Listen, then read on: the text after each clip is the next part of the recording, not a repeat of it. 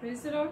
प्रभु की स्तुति हो। हम प्रभु को महिमा देना चाहते हैं कि परमेश्वर कितना महान है, कितना अद्भुत और अच्छा परमेश्वर है कि वो हमें रोज़ का दिन दिखाता है, रोज़ हमें संभाल के रखता है। पूरा सप्ताह उसने हमें संभाल के रखा है। तो मैं प्रभु को धन्यवाद देना चाहती हूँ।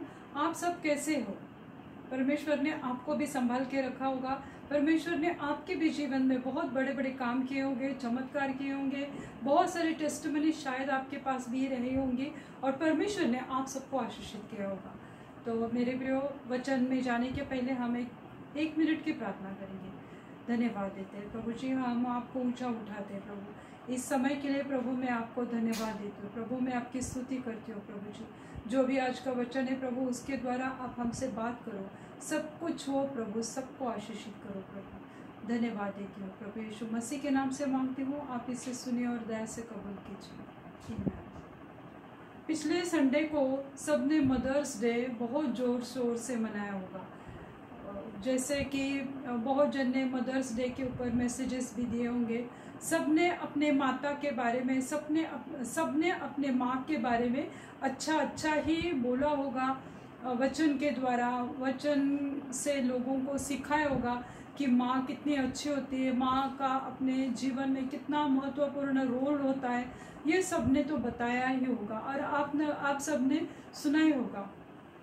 और मैं आज सभी माताओं को मदर्स डे के शुभकामना देना चाहती हूँ, क्योंकि भले वो पिछले संडे को होकर गया है, पर मैं आज सब माताओं के लिए परमेश्वर के पास धन्यवाद देती हूँ कि परमेश्वर ने हम सबको माता बनने का एक अवसर दिया है, एक सम्मान दिया है। इसलिए मैं प्रभु यीशु मसीह को धन्यवाद देना चाहती हूँ। बहुत बार ऐसा होता है कि सिर्फ साल में से एक ही दिन को, मदर्स डे को, सब बच्चे अपने माँ को बहुत पैम्पर करते हैं, प्यार करते हैं, उसे गिफ्ट देते हैं। और मैं देखती हूँ कि बहुत सारे बच्चे अपने माँ को उस दिन काम भी नहीं करने देते। फिर कोई केक लाता है, कोई उसे उपहार देता है, कोई गिफ्ट देता है, कोई उसे रोजेस देता है। मतलब हर एक जन अपनी अपनी माँ के लिए कुछ ना कुछ आभार प्रदर्शन या थैंक्स गिविंग या अपना प्यार उसे दिखाने की कोशिश करते हैं। तो ये बहुत अच्छी बात है। पर मेरे मन में एक ख्याल आता है कि हर बार सिर्फ साल में एक ही बार माँ को सम्मान देना चाहिए। देखो, परमेश्वर ने जो हमें 10 आज्ञाएं दी है, तो उसमें एक आज्ञा है कि तो अपने माँ और पिता का सम्मान कर, उनका आदर कर। अगर तो अपने माता और पिता का आदर करेगा, सम्मान करेगा, तो तुम्हें लंबी आयु मिलेगी, तो तुम्हें लॉन्ग लाइफ मिलेगा। ये परमेश्वर का आशीष है उन बच्चों के लिए जो अपने माता पिता का सम्मान करते हैं, उन्हें आदर देते हैं। तो मैं यही, मेरे परमेश्वर की कृपा से मेरे दोनों बच्चे मुझे बहुत आदर करते, सम्मान देते। मेरे मिनिस्ट्री में वो, उनका बहुत बड़ा योगदान है, वो बहुत बड़ी हेल्प मुझे करते हैं। तो मुझे ऐसी कोई दिक्कत नहीं है। पर मैं सोचती हूँ कि जब मैं दूसरों से बातें सुनती हूँ तो मुझे बड़ा आश्चर्य होता है या दुख होता है कि ऐसा क्यों होता है कि बच्चे अपने माँ बाप को कभी कभी मारते हैं, माँ के ऊपर भी हाथ उठाते हैं बच्चे। तो हर दिन वो अपनी माँ की बातें नहीं सुनते, पलट के जवाब देते हैं, रिबेलियन रहते हैं। तो ऐसा सब रहता है। और सिर्फ एक दिन के लिए क्या माँ बच्चों को इतना उन्हें अजीज लगती है? तो इसी बात पे आज हम सोचेंगे और मनन करेंगे। तो मेरे पास एक वचन है, भजन संहिता 113, उसका 9वां आयत में हम देखते हैं कि वह बांझ को घर में लड़कों की आनंद करने वाली माता बनाता है। देखो, वो बांझ को, जो बांझ है, जिसको बच्चे कभी नहीं हुए, तो उसको घर में माता बना के घर में आनंदित करता है। उसके घर में खुशहाली आती है जब वो माँ बनती है। तो एक बांझ है कि जिसको बच्चे नहीं हो रहे और परमेश्वर उसको आशीषित करना चाहता है बच्चे देकर। तो यह की स्तुति हो, यहोवा की स्तुति हो। और ये भजन संहिता 113 उसकी 9वीं आयत में ये वचन लिखा है। तो आज मैं देखती हूँ कि ऐसे बहुत सारे दंपति रहते हैं, बहुत सारे यंग कपल्स है कि वो उन्हें बच्चे चाहिए ही नहीं। जो बांझ है उन्हें बच्चे चाहिए, जिनके यहाँ बच्चे नहीं वो बच्चे की आशा करते हैं, पर जिनको बच्चा कोई कोई फैमिलीज को, कोई कोई पति पत्नी को बच्चा चाहिए नहीं। तो ये भी एक बहुत बड़ी विडंबना है कि क्यों ऐसे लोग करते हैं, पता नहीं है। पर परमेश्वर की आज्ञा है कि बी फ्रूटफुल, तुम फलदायी हो, तुम्हारा घर हो, तुम्हारी गृहस्थी हो, तुम्हारे बाल बच्चे हो। और परमेश्वर ने यह आशीष सबको दिया है। परमेश्वर ने सिर्फ पति और पत्नी एक कपल को नहीं बनाया, तब परमेश्वर ने उन्हें माता और पिता बनने का सम्मान भी परमेश्वर ने दिया है। इसलिए परमेश्वर ने कहा था आदम और हव्वा को कि फलदायी हो जाओ। तो हम देखते हैं कि देखो भजन संहिता 127 उसका 13वीं आयत 3रा वचन कहता है, देखो लड़के यहोवा के दिए हुए भाग है, गर्भ का फल उसकी ओर से प्रतिफल है। मतलब जो गर्भ का फल है, जो बच्चे, परमेश्वर ने स्त्री को गर्भ क्यों दिया है? ताकि वो उसमें उसका फल जो है, जो परमेश्वर का आशीष है, उसको बढ़ाए, उसको 9 महीने वो पाले, संभाल के रखे, कि जो परमेश्वर के देन है, जो परमेश्वर का आशीष है, वो अपने गर्भ में, वो एक औरत, एक स्त्री अपने बच्चे को अपने गर्भ में संभाल के रखती है, छुपा के रखती है, हर एक बीमारी से, तकलीफों से, दर्द से। वो 9 महीने अपने कोख में बच्चे को पालती है, क्योंकि ये परमेश्वर का दिया हुआ आशीष है। और इस रीति से एक लड़की जब पत्नी बनती है, पत्नी से वो माता बन जाती है, और उस माता को हम कैसे सम्मान दें, ये हर एक के ऊपर है। देखो, मुझे बाइबल में एक माता बहुत ज़्यादा पसंद है शुरू से, वो है हन्ना। हन्ना के यहाँ कोई बच्चा नहीं था, उसकी सौतन जो थी पनिन्ना, उसको बच्चे हुए थे। हन्ना हमेशा दुखी रहती थी कि क्योंकि उसके बच्चे नहीं है, और पनिन्ना जो थी तो वो उसको हमेशा अपमानित करती थी, हमेशा उसको नीचा दिखाने की कोशिश करती थी, और इन सब बातों से वो इतनी परेशान रहती थी, हमेशा दुखी रहती थी। पर एक दिन उसने निश्चय किया, जब वो परमेश्वर के पवित्र भवन में शिलो में जब गई थी, वहां पे बैठ के उसने परमेश्वर के सामने वो दुहाई देने लगी, वो परमेश्वर से प्रार्थना करने लगी। वो बिलक बिलक के, वो पहले समूएल में लिखा है 1 अध्याय में कि वो बिलक बिलक के रो रही थी, और वो परमेश्वर को कह रही थी। उसने एक मन्नत मांगी परमेश्वर से कि प्रभु, अगर यहोवा मुझे अगर एक पुत्र होता है तो मैं उसे तेरे लिए छोड़ दूंगी, वो तेरी सेवा करेगा, वो तेरे पवित्र भवन में रहेगा। पर उसने कहा कि मुझे एक अगर पुत्र होगा, क्योंकि एली के जो बेटे थे, जो याजक थे, तो वो किस रीति के थे ये सबको वहां पे मालूम था। शायद उसे भी लगा हुआ कि अगर मुझे लड़की होती है तो पता नहीं ये लोग मेरी लड़की के साथ किस तरह पेश आएंगे। इसलिए उसने कहा कि हे प्रभु, हे परमेश्वर, हे यहोवा, मुझे एक पुत्र दे। अगर मुझे एक पुत्र होता है तो मैं उस पुत्र को तेरे भवन में लाके छोड़ दूंगी, मेरा बेटा तेरे साथ रहेगा, तेरी संगति में बढ़ेगा। और वो जब उसका बच्चे का दूध पिलाती थी तब तक उसने संभाला, पर उसका बच्चे का जब दूध छूट गया तब उसने उसे पवित्र भवन में वो लेकर आई, और वो एली से कहने लगी। हम उसके लिए देखते हैं 1 समूएल उसका 1 अध्याय और 26 से 28 आयत में हम देखते हैं वचन में। तो वहां पे लिखा है, तब हन्ना ने कहा, हे मेरे प्रभु, तेरे जीवन की शपथ है मेरे प्रभु, मैं वही स्त्री हूँ जो तेरे पास यही खड़े होकर यहोवा से प्रार्थना कर रही थी। उसने एली को याद दिलाया, हे मेरे प्रभु, मैं वही स्त्री हूँ कि जो तेरे पास यहाँ पे खड़े होकर मैं प्रार्थना कर रही थी। और एली को तब लगा था कि शायद इसने मदिरा पी है, ये बहक गई है, कुछ तो बड़बड़ा रही थी। पर वो अपने दिल की बातें, वो अपनी दिल की जो निराशा, वो दुख, दर्द, वो परमेश्वर से बांट रही थी। तो जब वो बच्चे का दूध पिलाना छूट गया और 2-3 साल बाद वो शायद बच्चे को लेकर वो पवित्र भवन में आई, तो उसने एली को याद दिलाया कि मैं वही हूँ जो यहाँ पे खड़े होकर मैं प्रार्थना कर रही थी। फिर 27वें वचन में लिखा है कि यह वही बालक है जिसके लिए मैंने प्रार्थना की थी, और यहोवा ने मुझे मुंह मांगा वरदान दिया और मुझे वर दिया। जो मन्नत उसने मांगी थी तो उसने बताया कि मेरा यही बेटा है, मेरा यही बच्चा है जिसे मैं आज लेकर आई हूँ, जिसके लिए मैंने प्रार्थना की थी और परमेश्वर ने मुझे मुंह मांगा वर दिया। जो मेरे मन की इच्छा थी, जो मेरे मुंह खोल के मैंने मांगा था, तो परमेश्वर ने मुझे वो वर से आशीषित किया है। और मैं आज मेरी मन्नत पूरी करने के लिए यहोवा के भवन में मैं आई हूँ। उसने एली को याद दिलाया कि मैं वही स्त्री हूँ जो एक दिन यहाँ पे आके रो रही थी, और मैं वही स्त्री हूँ कि जिसने यही वो बालक है कि जिसके लिए प्रभु ने मुझे आशीषित किया, और मैं वो बालक को लेके तुम्हारे भवन में आई हूँ। 28वें आयत में लिखा है कि इसीलिए मैं उसे यहोवा को अर्पण कर देती हूँ कि वह अपने जीवन भर यहोवा का ही बना रहे, वो अपने जीवन भर। और वही बच्चा था जिसे शमूएल कहा गया।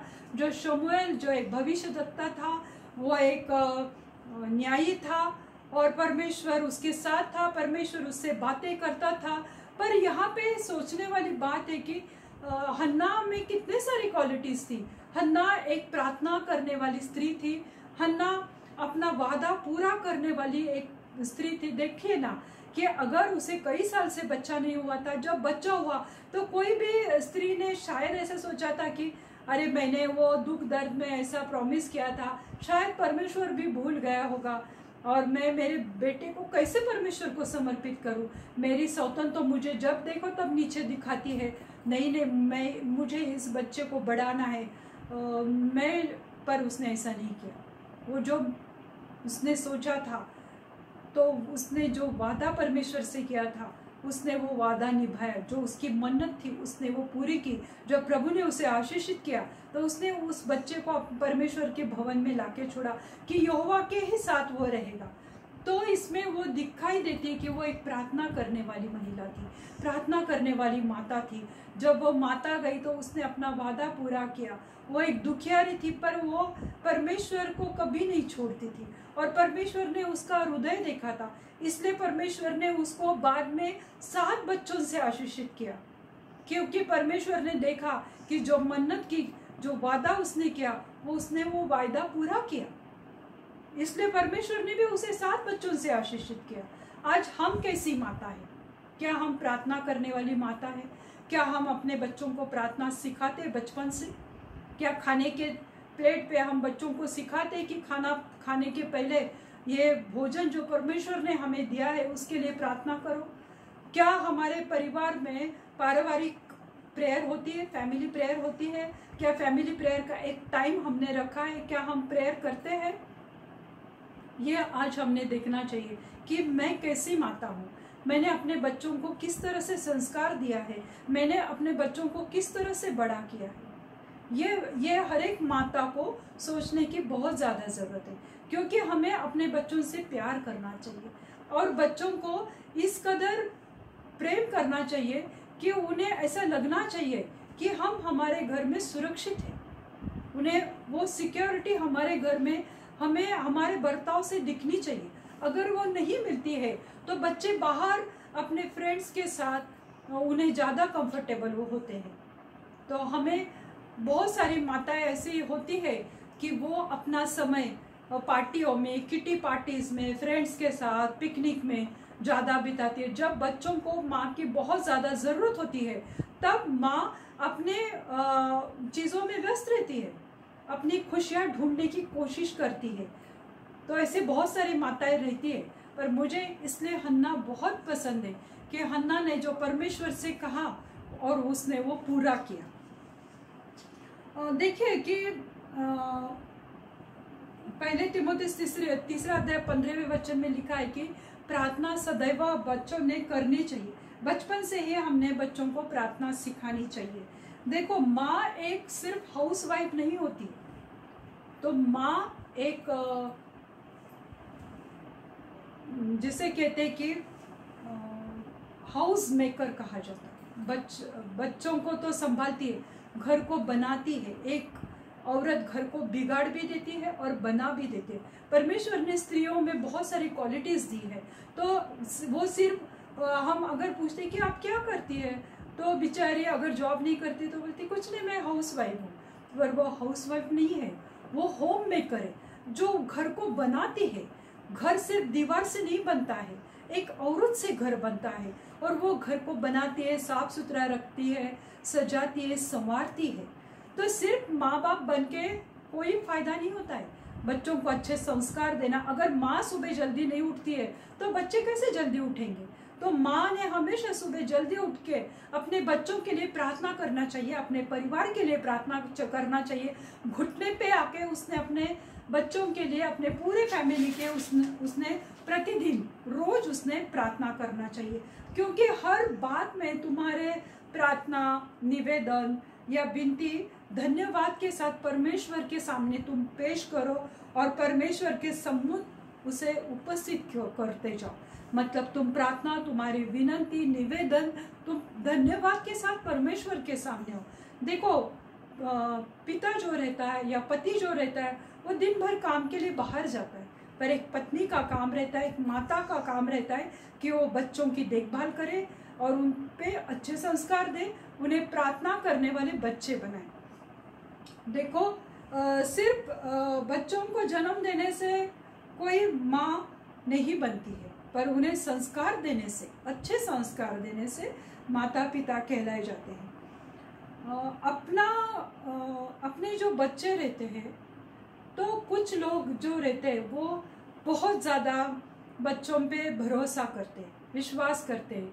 अगर बच्चे, उनके फ्रेंड्स कैसे हैं, वो अगर माँ नहीं देखती है तो आगे चल के हमें नहीं पता कि क्या, शायद कभी कुछ हो सकता है।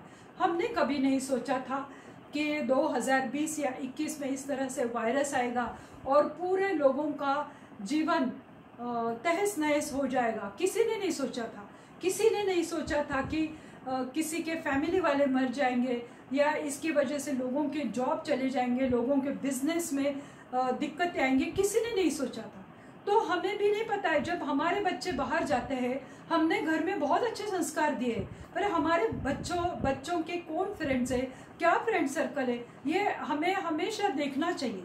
क्योंकि एक वचन कहता है, मैं ये मेरे मन से नहीं कह रही हूँ, क्योंकि जब लड़कियां बाहर जाती है तो माँ बाप बोलते कि नहीं नहीं, हमें पता है उनके फ्रेंड्स कौन है, कौन से लड़के के साथ उठते बैठते, हमें पता है वो बहुत अच्छे लड़के हैं, बहुत अच्छे लड़कियां हैं, तो हमें भरोसा है कि वो ऐसा कुछ नहीं करेगी। तो इसके लिए मैं एक वचन पढ़ना चाहती हूँ, पहले कुरिन्थी की पत्री, उसके 15वां आयत और 33वां वचन कहता है, धीरज, धोखा न खाना, बुरी संगति अच्छे चरित्र को बिगाड़ देती है।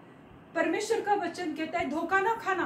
तुम्हें लगता है कि तुम्हारे बच्चे बहुत अच्छे हैं, बहुत शांत है, बहुत संस्कारी है, पर बाहर के बच्चे, तुम्हें नहीं पता कि उनके फ्रेंड्स कैसे।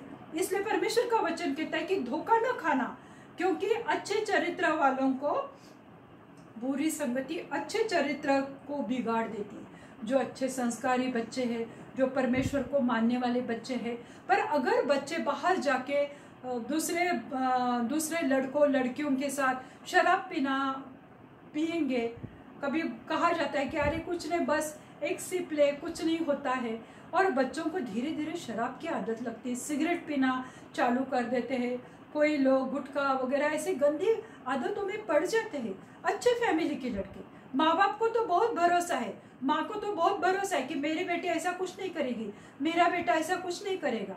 मैं आपको एक बात बताना चाहती हूँ, मेरे माँ ने हमें स्ट्रिक्टली 7 बजे के बाहर कभी बाहर नहीं छोड़ा। मतलब मेरे भाई लोग भी, 2 भाई है, पर सबको 7 बजे के बाहर, कोई 7 बजे तक ही घर पे आना है। हमारे घर में ये रूल था। आजकल मैं देखती हूँ कि लड़कियाँ 8 बजे 9 बजे के बाद बाहर निकलती है।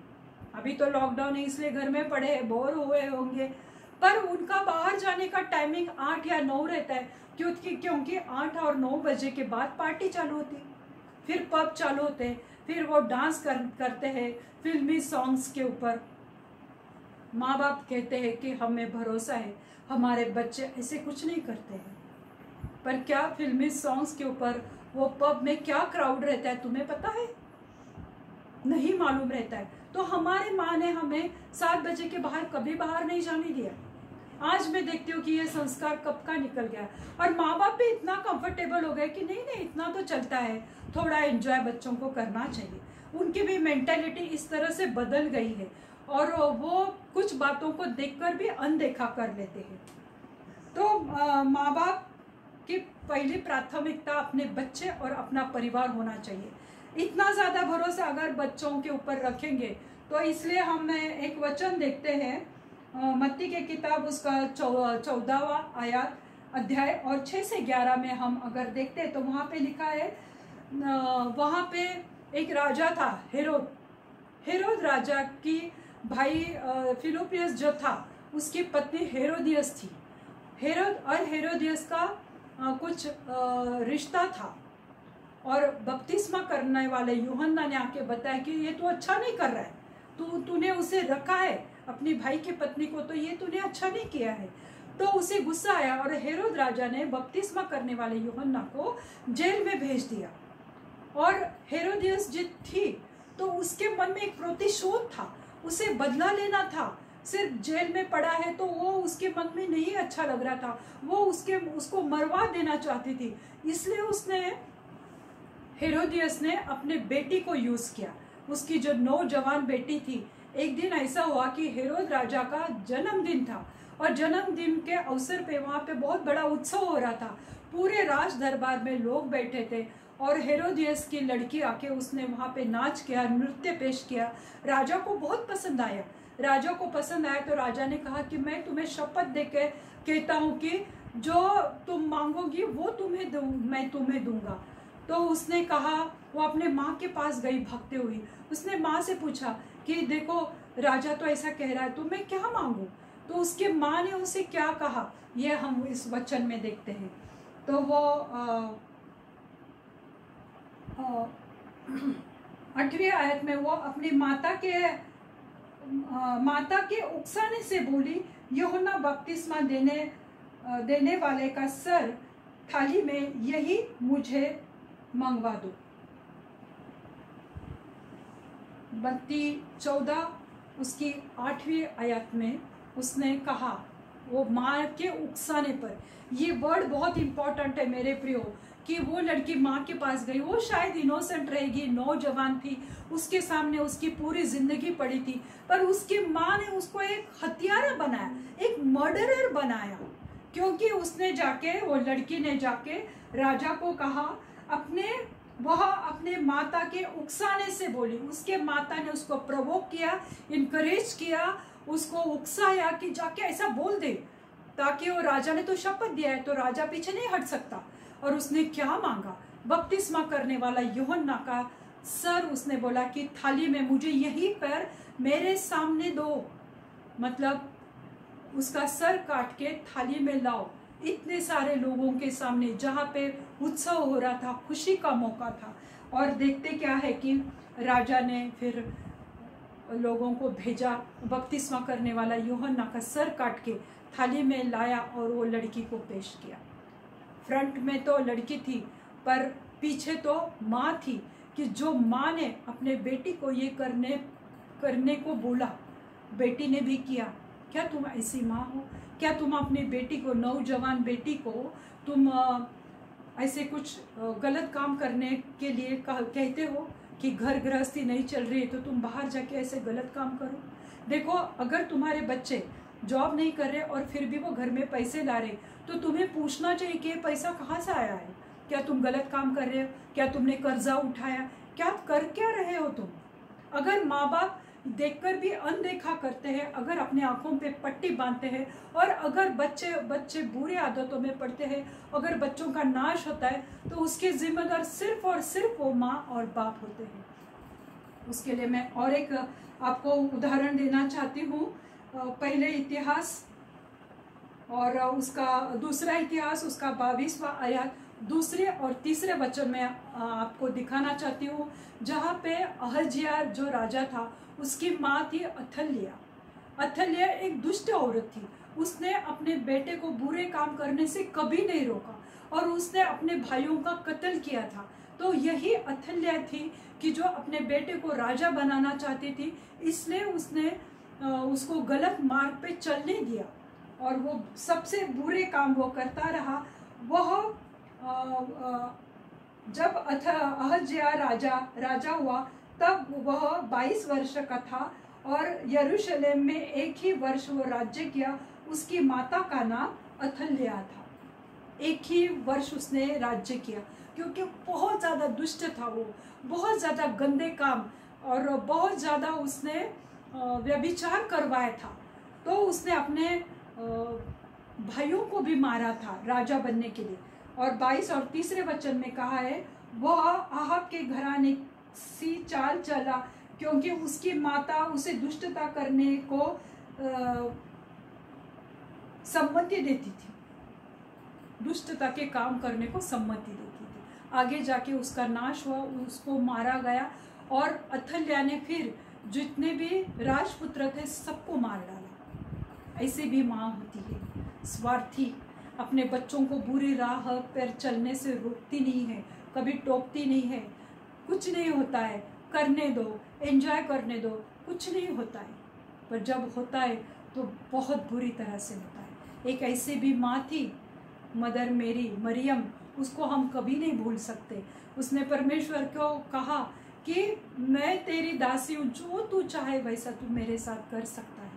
और परमेश्वर ने कहा कि सब जगत की सब माताओं में तुम्हें धन्य कहा जाएगा क्योंकि जगत का तारणहारा उसके कोख से जन्मा था। मेरे प्रिय, तो माता का दर्जा बहुत ऊंचा होता है। पर आज हम कौन सी माता है? आज हम अपने बच्चों को किस तरह से प्रशिक्षित करते हैं? आज हम हमारे बच्चों को कैसे संस्कार देते हैं?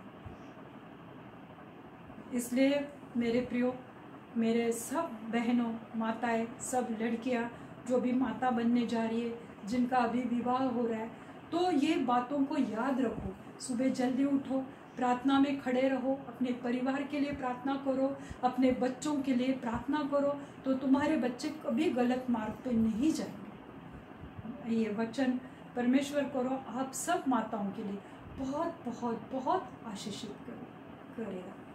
धन्यवाद देते हैं, हम प्रार्थना करेंगे। धन्यवाद देती हूँ प्रभु जी, मैं सब माताओं के लिए आपको धन्यवाद देती हूँ कि तो माता बनना एक सम्मान है जो आपने सब औरतों को, सब स्त्रियों को दिया है प्रभु। इसके लिए मैं आपको धन्यवाद देती हूँ प्रभु जी।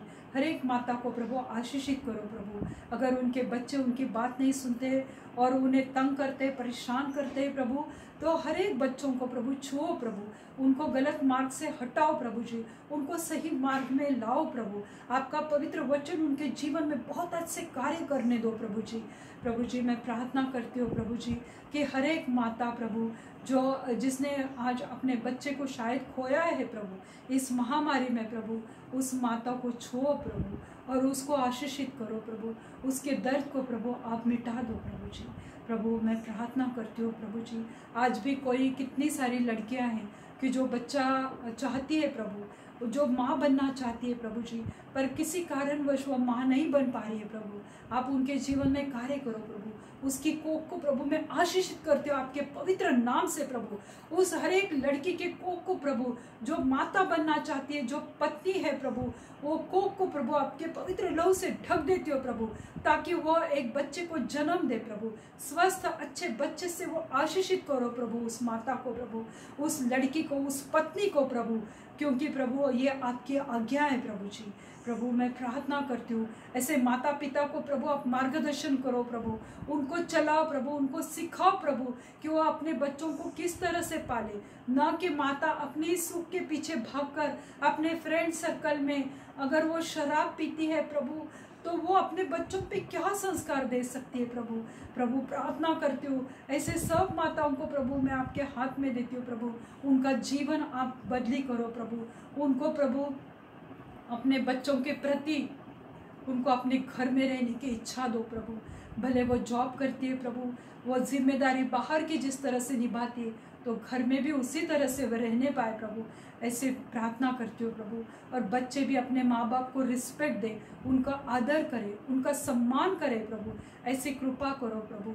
हर एक बच्चों को आज छो प्रभु जी, उनको आपके प्यार से भरो प्रभु जी।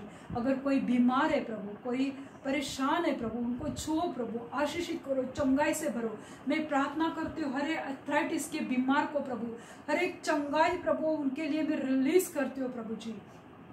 प्रभु प्रार्थना करती हूँ कि जो भी हाथ के दर्द है, पैर के दर्द है, घुटने का दर्द है, हाथों में नर्व्स में नमने से प्रभु, वो हर एक बीमारी को मैं डांटती हूँ यीशु मसीह के नाम से, इसी वक्त उनके शरीर को छोड़ के निकल जाए।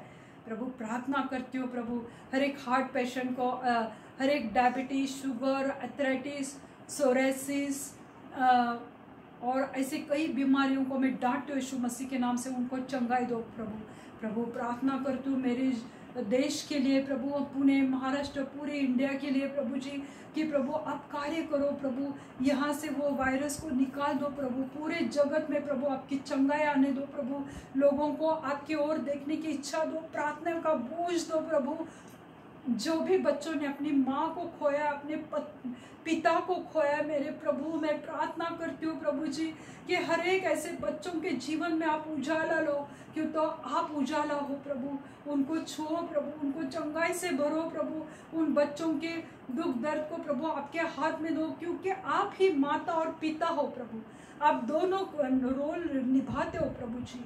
प्रभु आप कार्य करो यीशु मसीह, आप कार्य करो प्रभु यीशु मसीह। प्रभु मैं प्रार्थना करती हूँ प्रभु जी, हर एक जो पेशेंट है प्रभु उनको दवाई मिलने दो प्रभु, जो भी इंजेक्शन की कमी है, जो भी वैक्सीनेशन की कमी है प्रभु, मेरे देश से वो कमतरता को निकाल दो प्रभु, ऑक्सीजन लोगों को मिलने दे प्रभु जी। मैं प्रार्थना करती हूँ कि ये नौबत ही ना आए प्रभु, लोगों को चंगाई से भरो प्रभु, ये बीमारी को हटाओ प्रभु, ये वायरस को हमारे देश से हटाओ प्रभु, और प्रभु लोगों को जॉब मिलने दो, उनके जॉब में जो भी परेशानी है प्रभु वो निकाल दो प्रभु, लोगों को अच्छे जॉब से आशीषित करो प्रभु। प्रभु प्रार्थना करते हो जिनके भी बिजनेसेस में प्रॉब्लम है प्रभु, उनके बिजनेस वापस उसको खड़ा करो प्रभु जी। प्रभु आप कार्य करो प्रभु, इस महामारी में प्रभु आप ही हो प्रभु, जीवित है खुदा, जो आप हमें बचा के और संभाल के रख सकते हो प्रभु। धन्यवाद देती हो प्रभु जी, धन्यवाद देती हो प्रभु जी। जो भी थायराइड के पेशेंट है प्रभु उनको छुओ प्रभु, जो भी फैमिलीज, जो भी पति पत्नी में प्रॉब्लम है, डिवोर्स है प्रभु, वो सब प्रॉब्लम और समस्या में आपके हाथ में देती हूँ प्रभु जी। जो भी फैमिलीज में प्रभु बच्चों के सामने शराब पीते हैं प्रभु, वो क्या उदाहरण देंगे अपने बच्चों को प्रभु, उस माता पिता को आपके ज्ञान और समझ से भरो प्रभु, और उनको भी आशीषित करो प्रभु जी। धन्यवाद देती हूँ प्रभु जी, धन्यवाद देती हूँ।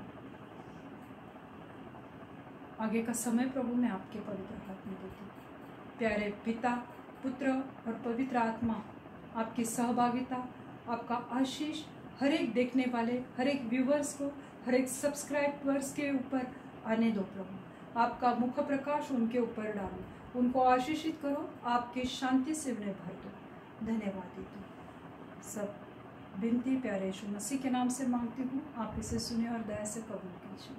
आमीन, आमीन। थैंक यू, आपने ये वचन को सुना। अगर आपकी कुछ प्रार्थना विनती है तो आप मुझे यूट्यूब पे भेज सकते हैं। और एक याद रखो कि अगर मैं आपके लिए प्रार्थना करूँगी तो हमें कोई पैसे वगैरह नहीं चाहिए। मैं ये परमेश्वर का काम मैं परमेश्वर की इच्छा के अनुसार करती हूँ। आपने समय दिया इसलिए धन्यवाद देती हूँ। Thank you, God bless you all.